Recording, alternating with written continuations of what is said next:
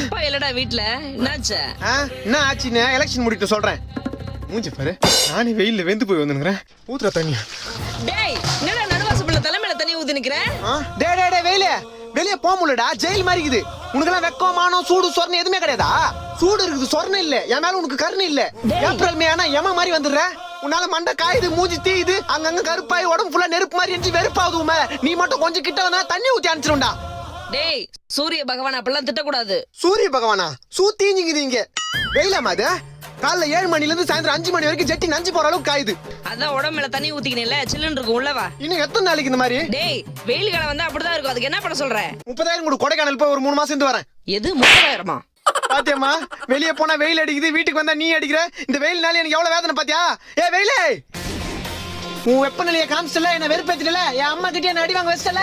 நானும் மனுஷனா, வீட்டுல ஏசி இருக்கு, ஃபேன் இருக்கு. சத்தியமா 3 மாசத்துக்கு வீட்டை விட்டு